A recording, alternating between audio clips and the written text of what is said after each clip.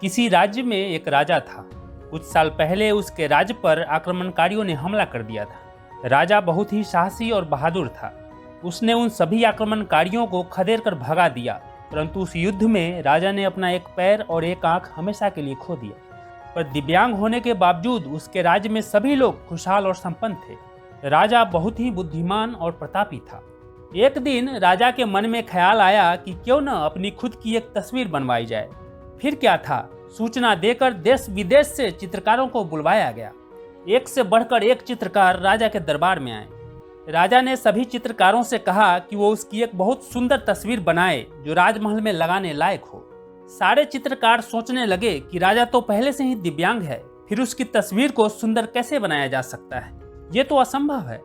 और अगर तस्वीर सुंदर नहीं बनी तो राजा गुस्सा होकर दंड दे देगा। यही सोचकर सारे चित्रकारों ने अपने अपने हाथ खड़े कर दिए और राजा की तस्वीर बनाने से मना कर दिया। तभी पीछे बैठे एक साधारण चित्रकार ने अपना हाथ उठाया और बोला कि महाराज, मैं आपकी बहुत सुंदर तस्वीर बनाऊंगा, आपको जरूर पसंद आएगी। राजा की आज्ञा पाकर चित्रकार तस्वीर बनाने में जुट गया।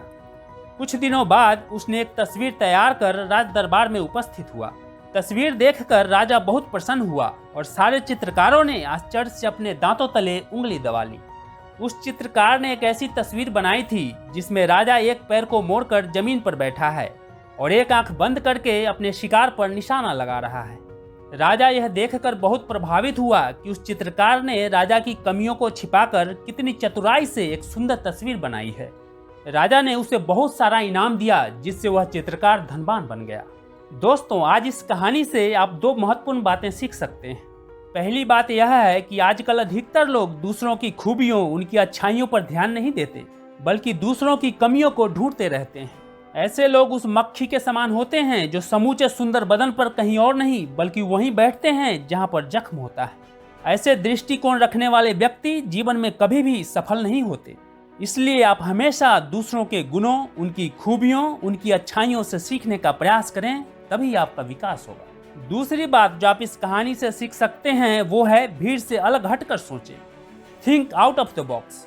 अल्बर्ट आइंस्टाइन ने कहा था कि अगर आप किसी चीज को अन सभी लोगों से अलग तरीके से देखते व सोचते हैं, कोई काम अन सभी लोगों से यानी भीड़ से अलग तरीके से करते हैं, तो वास्तव में यही क्रिएटिविटी है।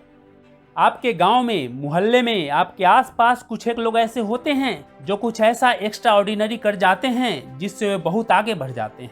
ऐसे लोग हमारी ही तरह होते हैं, लेकिन उनकी सोच, उनका नजरिया बिल्कुल अलग होता है।